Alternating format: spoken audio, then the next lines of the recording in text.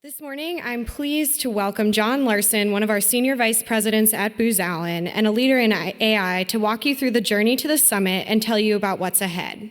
John is a recognized industry leader and card-carrying data nerd who has championed advanced analytics and leading-edge digital solutions throughout his career. He has over 20 years of experience developing an array of analytics-based solutions in a host of industries, including, but not limited to, healthcare, fraud, housing and finance, maritime, automotive, chemicals, oil and gas, and telecommunications. Please welcome John. All right, well, thank you. Thank you, Kirsten. Appreciate that introduction, and thank you all for being here this morning. It is obviously my privilege to welcome you to the Innovating AI Summit, so very excited to be here this morning. I sort of have the unenviable task of being the starch products in a buffet, if you will. I'm kind of the first thing they try to push on you before they get to the meat. And the meat is behind me. Don't worry, we're going to get there. But I'm going to try to sort of connect the dots for you in this buffet of technology and AI, if you will, so that we can understand what's going on. So what I thought I'd do is I wanted to speak a little bit to the agenda today, contextualize it against a backdrop of how we at Booz Allen are thinking about AI, our journey to get here to where we are today, and how we've tailored this agenda to impart critical lessons from that journey with you. Now, for those of you who know me, you know that I'm a bit of a movie buff. And I don't know if Josh Sullivan's in the audience, but he's probably groaning right now as I make a movie quote. But I think this morning reminds me of a great quote from a movie, Ferris Bueller. And Ferris Bueller said, "Life moves pretty fast. If you don't stop and look around once in a while, you could miss something." And I think that's a pretty apt metaphor for where we are in the world of AI today.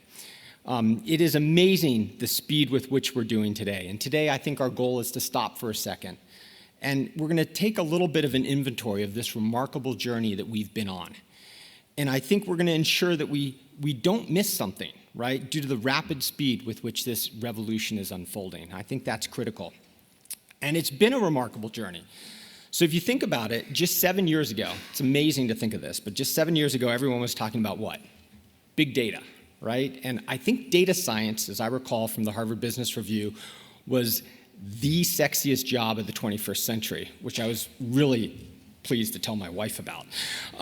But she didn't necessarily agree with that. I don't know. But think about it. What if Harvard Business Review was to write that article today? What would be in the lexicon today? Would they say what they said back then? I don't think so. I think there'd be very different verbiage used today to reflect sort of the dramatic change that's unfolded. So like many of you, I think, here in this audience today, for the past 7 years, we've been on an AI journey at Booz Allen. And we've transformed how we help our clients in this journey towards AI through the rapid evolution of capabilities and strategies. And filling this unique position, we've seen the critical intersection of technology and software, scale and enterprise deployment of AI solutions, and the security required to ensure that they're successful. And today, our agenda is going to try to unpack each of those a little bit. So we'll follow this rough framework. We're going to begin with the technology and software, a critical requirement to build the building blocks for the AI evolution. And during our first session this morning, we're going to have the privilege of introducing you to 4 partner companies that are here, and they've revolutionized the way that AI is being developed, implemented, and deployed. Each of them, Hypergiant, AI.Reverie, Apptek, and Orbital Insight, play a critical role in the technology and software ecosystem that's necessary to enable AI. In true agile fashion, we're going to keep this really quick. So this is going to be like speed dating. It's going to be 10-minute, just boom, okay? So we're going to get those introductions really quick. Secondly, after that, we're going to discuss the critical issues of deployable AI. It's what we at Booz Allen like to call taking AI from the lab to the enterprise. Too often we see AI is limited to the lab. It's in very narrow applications. And the challenge is, how do you take that out of the lab and deploy it in enterprise so you can have a real impact for your organization and for your missions? And so no surprise, we're going to have a conversation with leaders around the AI enterprise standards. First, we're going to hear from Michael Garris, who's part of the Chief Technology Advisory on AI at the National Institute of Standards and Technologies. And then we're going to have a chance to hear from Adelaide O'Brien, a research director of the Government Digital Transformation Strategies at IDC. The two of them will talk through how you go from crawl walk to run in developing and implementing AI enterprise standards. Next, we'll turn to and discuss the evolving security threats facing AI today. To address these growing challenges, we're going to have a conversation with Dr. Jeff Alstott, a program manager at IARPA, who's going to walk us through how to defend AI from the next cyber threat. I'm really looking forward to this conversation. I hope you will too, because I think this is really critical to the success of AI. AI requires security and trust. That's fundamental to the ability for us to adopt it. And I think at Booz Allen, we have spent considerable amount of time around AI algorithms that we have developed to detect and prevent AI-enabled cyber threats. So this is going to be a really enriching conversation. I think it's critical that we lean into AI-enabled security before fraudsters, cyber terrorists, and other threats leverage AI to exploit weaknesses to further their goals and objectives. Finally, we're going to cap this off on the agenda today with a conversation about what success looks like. I think it's really important to share what we're learning from these activities and what and how you do this successfully. And to do this, we've assembled an exceptional panel of government thought leaders to address these challenges today. They're going to share with us how they've built the infrastructure and their organizations to support, develop, and nurture AI initiatives. We'll be joined from experts from the Defense Innovation Board, from the Department of Energy, from the Air Force, and the Patent and Trademark Office to tell us about their journey to build, grow, and scale AI with their organizations. We will discuss the recently announced ethical principles of the Pentagon that demonstrate the U.S.'s continued commitment to leading the world in AI. And the panel will also discuss taking the challenges, finding the right talent to cultivate these technologies, which is a critical gap today. And we're going to talk a little bit more about how you stand up organizations to focus on AI. It's, there's a lot of technology and software and algorithms involved, but there's also a cultural component to this that's really critical. And you have to get that right to ensure success. And then finally, we'll talk about the partnerships in industry that are required to fill internal gaps and achieve goals on AI that you've got. Amongst this group, I suspect you're going to find insights around any of the problems that you're most likely facing today in your organization. So hopefully, with those morning sessions, we'll have the opportunity to discuss and inform that journey to that AI Summit. And then, at 2 p.m., you won't want to miss the exciting announcement that we're going to have that will be leading headlines tomorrow, where we're going to talk about how we're going to ensure the future of AI success with a critical mission announcement. So with that, what I'd like to do now is thank you all and welcome CK and Mark from Hypergiant to come to the stage. CK, Mark. Thanks a lot. Thank you. Is this thing on? Hello. Hi, I'm CK. I'm the meat. I'm the CTO of Hypergiant Space Age Solutions, which is one of our 4 divisions. Thanks, Mark. Public divisions. We have a 5th one that's coming. And Mark is my VP of Science and Technology. So Hypergiant Industries is our parent company, and I'm here to talk to you a little bit about what we do. So welcome to a machine revolution driven by human intelligence. We believe strongly at Hypergiant that the machines can't do it without all of us. And we believe that, that AI-driven technologies develop world-changing commercial products and solutions that save lives, improve infrastructure, and we're focused on that. And we do believe it's a revolution. We believe all the things that are happening right now, although it takes a while to get there, and we're laying the foundations of it today, are very important. And we're in space too. We'll get to that in a minute too. And then Mark will take over and talk more intelligently than me about a lot of this. So Space Age Solutions, which is my division, we're a services-focused business. So we go into enterprise customers, a lot of these customers, and we help them understand what AI is, understand it's not a single solution, it's a collection of tools that can be applied to their data for real ROI for their businesses. And we build solutions for them that hopefully will help them transform and ride out this next industrial revolution. We are about 200 people, a little bit more than 200 people now. We're home-quartered in Texas, in Austin, Dallas. We have offices in both those areas. We have a Houston small office. And we have 4 divisions currently. We have Space Age Solutions, which is, like I said, the services wing of our business that builds solutions for people. As we're building solutions for customers, we identify new novel technologies that could potentially become their own divisions, could become their own products that we could sell. We also have a Galactic Systems, which is a space company. We actually have satellites deployed in space by them, and we're doing interesting things using AI in space. There's a lot to be done in terms of satellite management, imagery. We also have Century Sciences, which is based in Dallas with me, where I live, and they are a computer vision focused product that they're going to be bringing to the market soon. And we have a venture wing. And with that, I'm going to hand it over to Mark and let him talk more intelligently about a lot of this than me. Thanks, CK.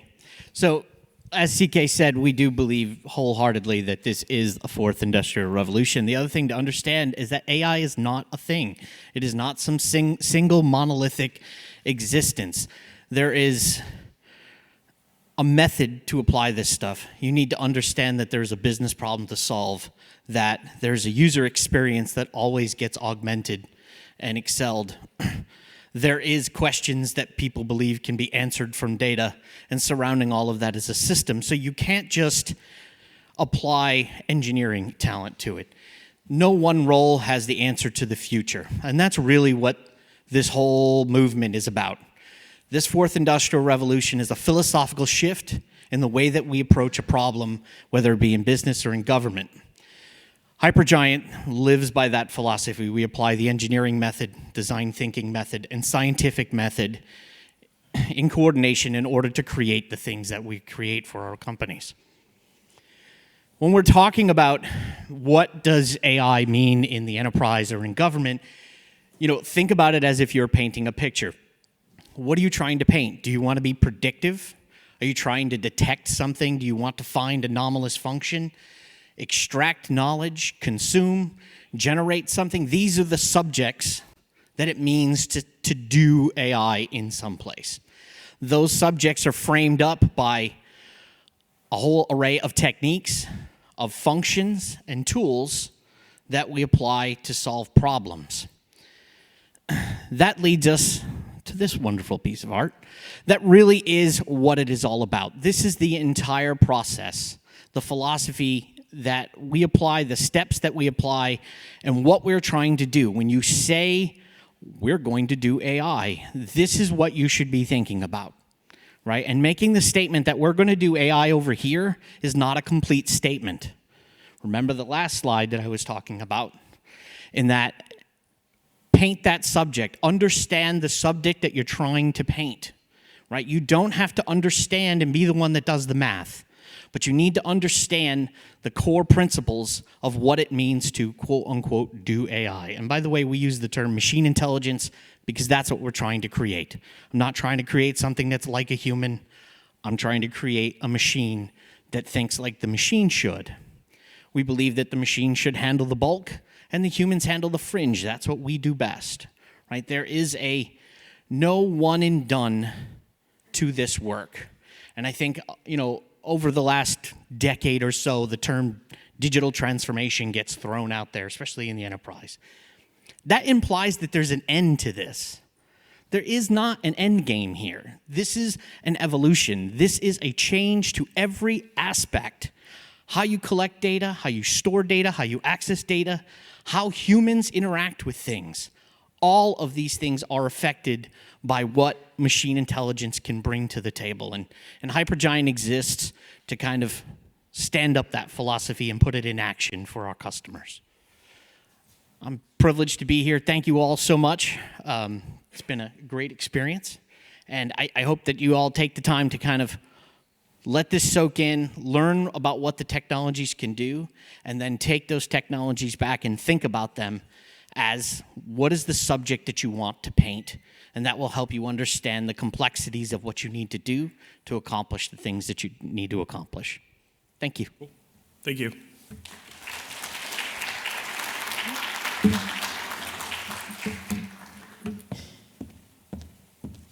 Thank you so much. All right, next up we have the founder and CEO of AI.Reverie, Dale Kim.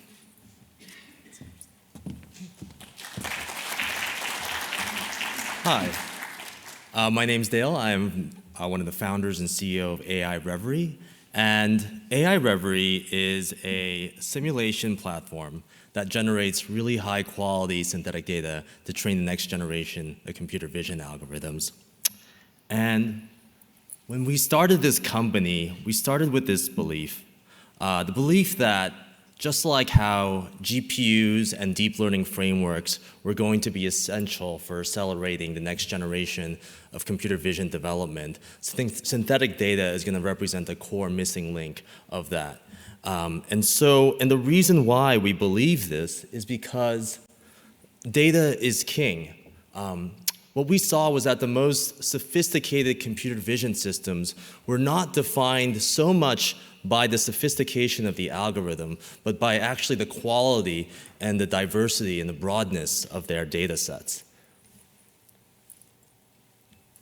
So just as a recap, if you want to, be really good at computer vision and you want to dominate computer vision, we have to first think about how that typical pipeline looks like. So in modern computer vision, you start with collecting a lot of data. And then once you have that data, you have people in the loop annotating that data to understand the things they want to understand from that image. Once you have that, you train a deep learning algorithm off of it, and then you put that into an API to provide as a product or service. What we do is we create synthetic data that both takes care of the image and the annotations itself. And we believe that's the foundation, because once you control that, you can then control everything else. Right now, we have some really, really big problems with data. One thing is there's not a lot of access to it. So corporations who then build these large data sets, it's a very expensive process, especially with human labelers in the loop. So oftentimes they'll hoard that data. Another significant issue is data privacy. We can't just go around collecting data on people, especially around Western countries. That's a big issue that prevents us from getting the kind of data we need to train the next generation of vision algorithms. On top of that, the human labeling process is fraught with errors.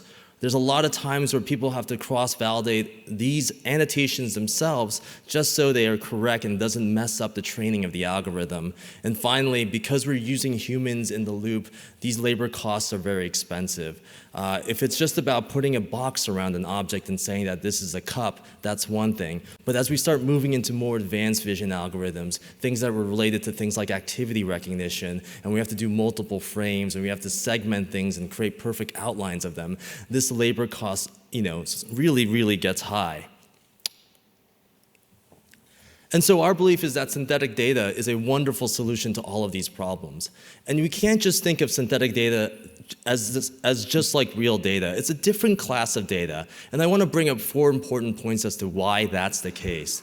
The first thing I have here is a silly example of a blue whale. But let's say you wanted to create a blue whale detector. First of all, good luck finding a blue whale in the real world. It's not an easy process, right? So what we can do with its synthetic virtual world is that you can actually create a very realistic 3D model of a blue whale and put it in every kind of lighting condition, every kind of environment, take as many images of it as you want. And because it's a synthetic virtual world that we can, perfectly annotate, we know all the outlines, all that annotation comes for free. And so that's very powerful and allows us to really break outside of the limitations of what we can get in real-world data.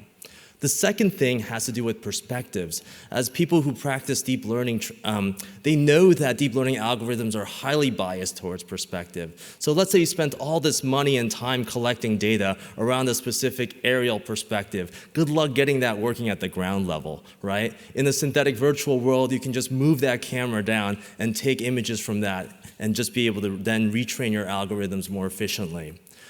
Especially working with the government, there are certain places that are just very difficult to reach. And again, this is where synthetic data can provide a powerful platform for allowing very difficult images to acquire in the synthetic virtual world. And finally, as people who work in the self-driving car space know, there's all sorts of black swan events that are really hard to predict. So being able to generate those scenarios in the synthetic simulated world allows us the flexibility of being able to deal with these outlier cases.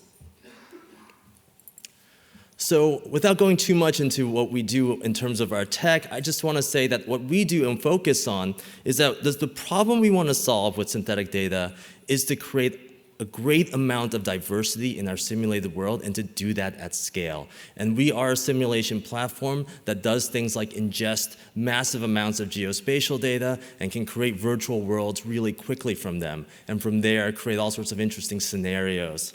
And I'm going to talk about two really exciting algorithms that we're developing in collaboration with Booz Allen and Modzy on this front. The first one is fall detection. So in the real world, it's actually quite hard to get falling data, right? First of all, you have to get people to fall. There's all sorts of physical health issues that you might run into there. And then after that, once you get them to fall and they don't sue you, you then have to get human laborers to actually annotate maybe pose and body poses which are difficult and costly to do.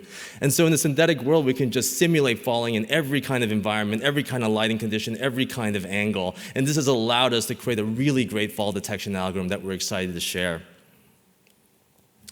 The next thing is weapons detection, and this is a particular problem that we feel really strongly about, especially in the advent of all these school shootings and things like that. I think we can all agree that in public spaces, it's really useful to be able to detect if somebody's holding a weapon and something that can hurt other people. And so what we do at AI.Reverie is we have hundreds and hundreds of models of weapons, and we have our own in-house motion capture studio, so we can actually recreate all sorts of scenarios from there, put them in all sorts of different environments, and then be able to generate amazing synthetic data from that. So these two particular problems we feel really important and will be a wonderful addition to the Modzy marketplace, and we're excited to be part of this collaboration. So thank you.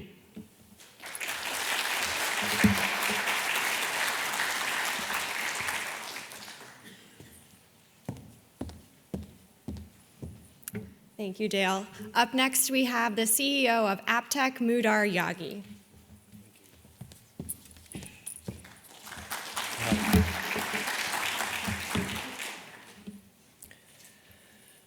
Thank you for participating in trying to understand machine learning and artificial intelligence.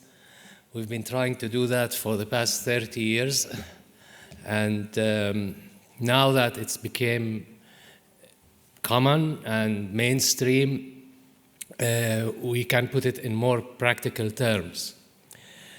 So rather than talk about the company and what we do, I would like to start by thinking together about what really AI means and machine learning mean. Think of a robot. Making the robot move is one aspect of AI. Making the robot see is another aspect of AI. That's computer vision. We are more concerned in the sensory or receptors of speech.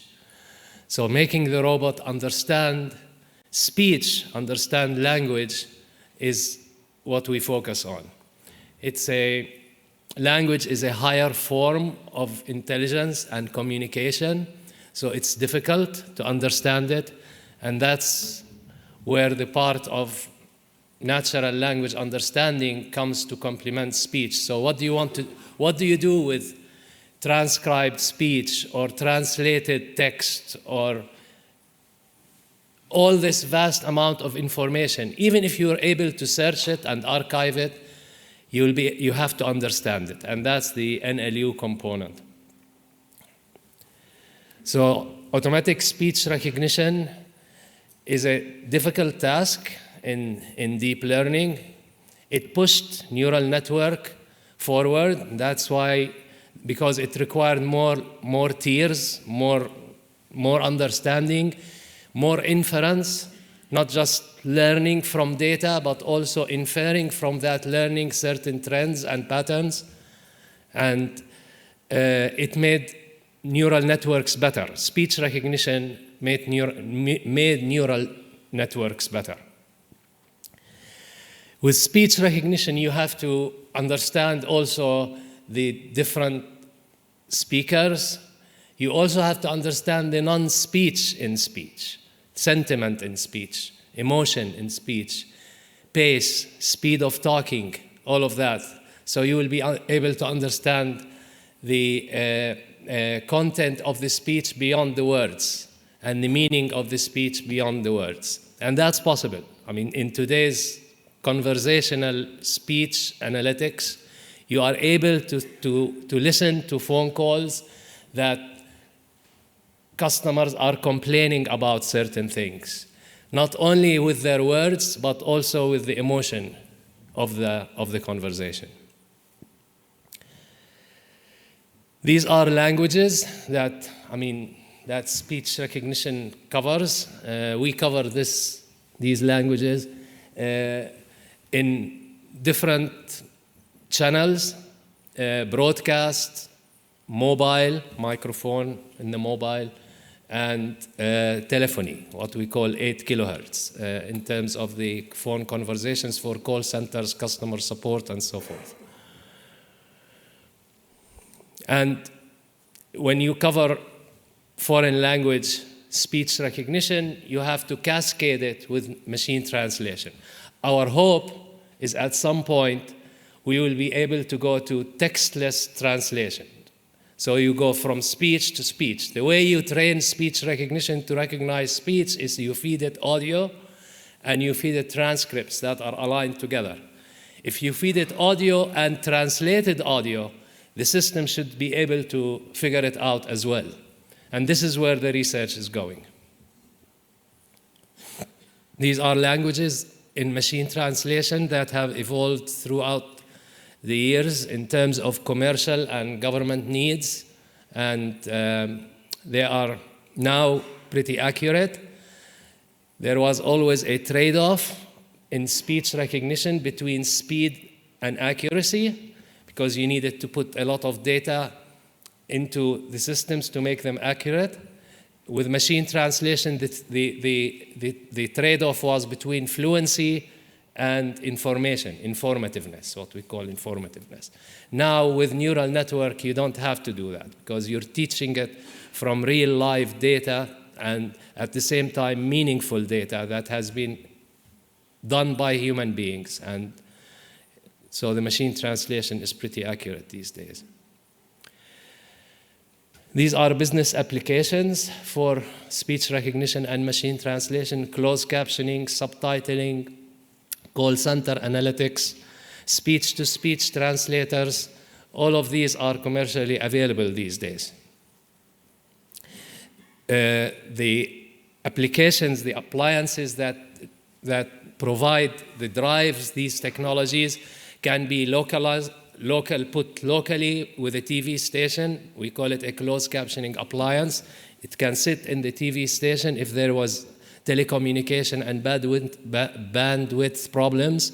But at the same time, all these services are available on the cloud. How do we create all this data that feeds the machine learning algorithms? If you're familiar with Mechanical Turk, crowdsourcing tasks, we built a workbench that is specifically geared to crowdsourcing speech recognition, transcription, and translation from around the world. To be able to cover all these languages, you have to employ a lot of transcribers and a lot of translators that can do annotations on the data that will make the data better in terms of quality and the machine learning better. And the workbench has been a success in terms of the participation of many people who have experiences in transcription and machine translation. The last endeavor that we are trying to do now with the FCC is to convince them that speech recognition is as good as human transcription, and machine translation is as good as human translators. I mean, because it's created by human translators and the data is created by transcribers, and there will be continuously needed in those environments. The most important part of this is that you move the workforce from translation for publication into translation for machine learning. And That's a more sustainable and more continuous and more long-term vision in terms of the role of translators and the role of transcribers, is how they feed and work with machines to be able to produce human quality transcription and translation. Thank you for your time, and I will stop at this.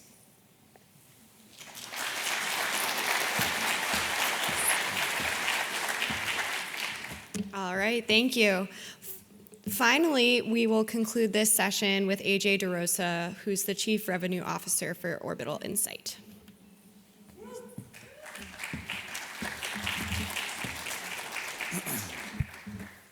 Hi, everybody. Thank you. I want to thank NVIDIA. I also want to thank Booz Allen for having us here today. We do appreciate it. And Kirsten, thank you for making sure the trains leave on time. She's been fantastic. My name's AJ DeRosa. I'm Chief Revenue Officer of Orbital Insight. For all you Sopranos fans out there, yes, my father's name is Tony, and I do live in North Jersey. So for all of you who have that, you guys get it. So let's talk a little about Orbital Insight. I was fortunate enough about 6 years ago to meet a very interesting and very smart man who's in the audience somewhere. I can't find him right now. Dr. James Crawford. And we had a mutual friend who introduced us. And basically, Jimmy, as we call him, presented this idea about using satellite imagery, artificial intelligence, and data science to actually create insights for the public use. At that time, we were talking about asset managers and finance, perhaps some USG work and international allied work, and other types of verticals. But at that time, it was really focused on hedge funds and asset managers.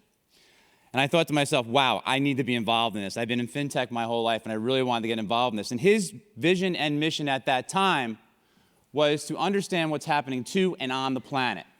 And I'd like to say that 6 years later, we've actually delivered on that promise and on his mission. And we continue to iterate. We're not perfect yet. One of the hardest things in AI today is actually building trust between the AI providers and those people that utilize the AI. And there's that trust gap. And we continue to close on that trust gap. Everybody here who's talking about artificial intelligence today understands what I'm talking about when I say there's potentially a trust gap there in times. So that's what we're all about. There's a big timeline here from 2013 till today. I won't spend too much time on here. But long story short is over time, we've built out a platform. We've moved into Europe and into Asia. We're about 125 people worldwide today, with sales offices in Tokyo and London, Singapore, New York, Boston, Washington, D.C., or should I say Arlington, Virginia, and then our home office in Palo Alto. And today we now have a product called Go. And what Go allows you to do is some really interesting things that we'll get into in a few minutes. So how did this all come about? Why did Jimmy come up with this idea?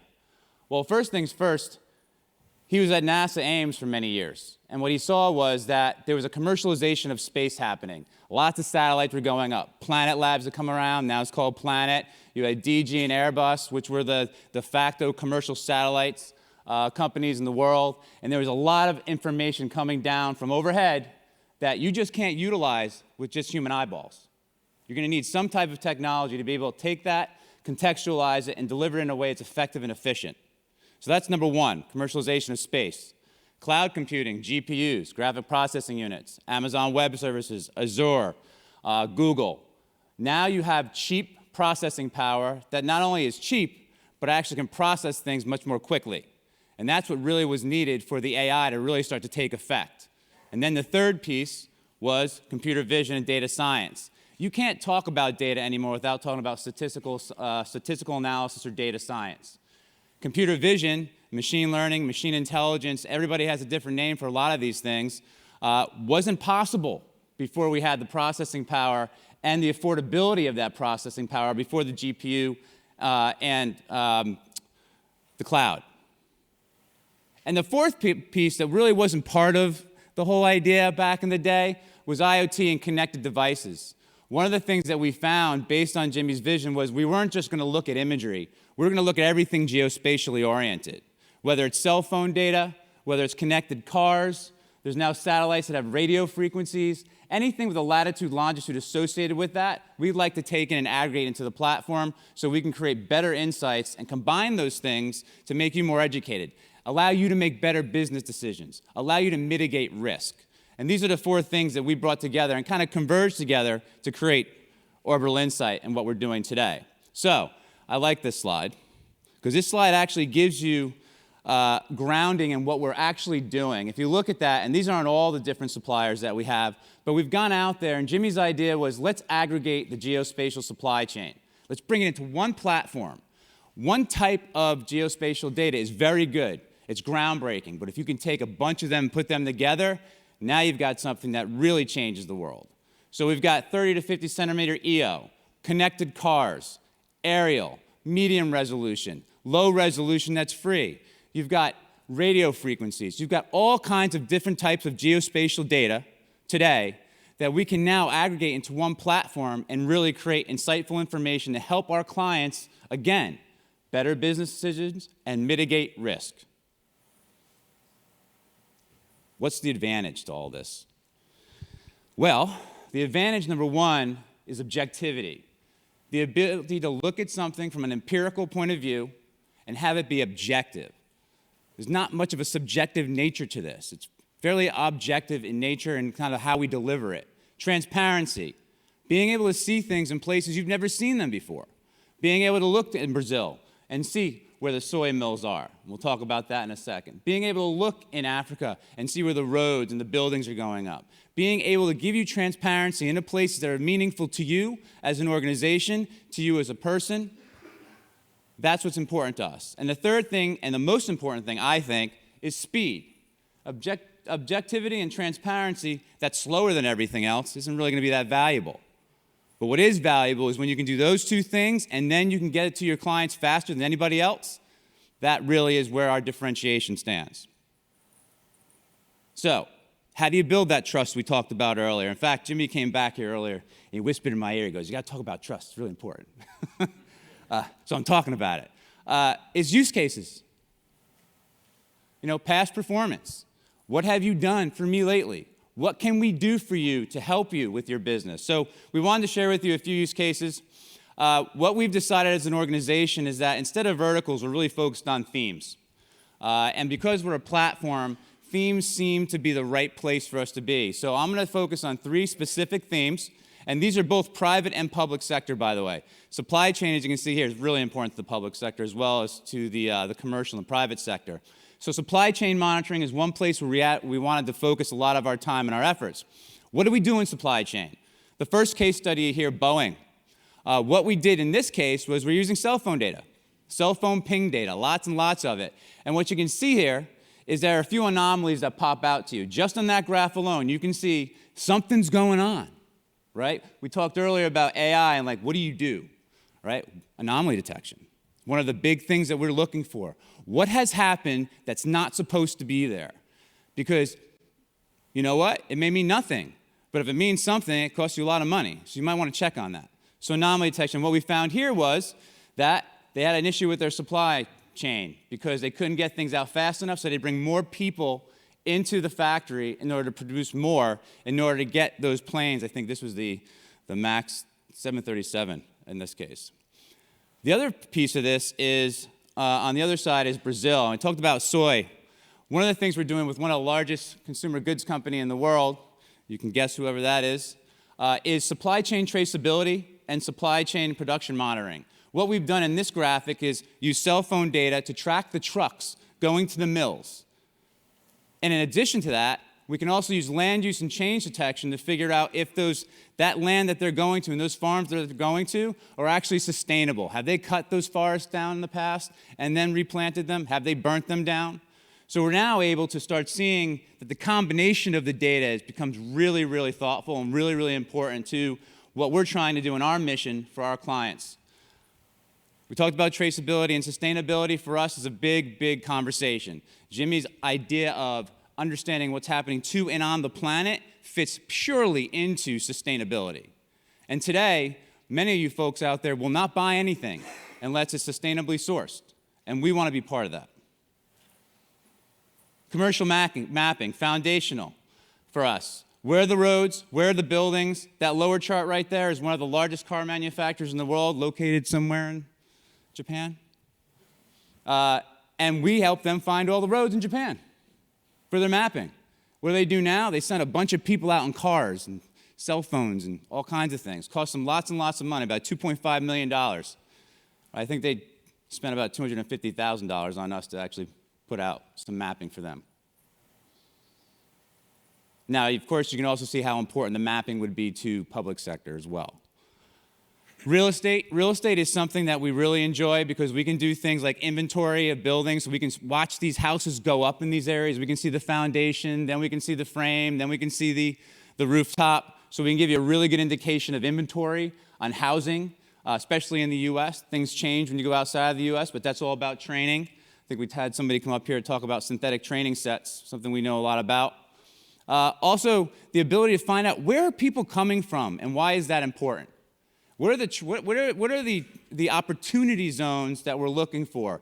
And that is something that we utilize cell phone data for as well. So here you can see, again, we're taking object detection, foundation, framing, rooftop, and then cell phone data and combining all that to come out with an insight that you would not get from one singular data point, but you need to combine with others. Thank you.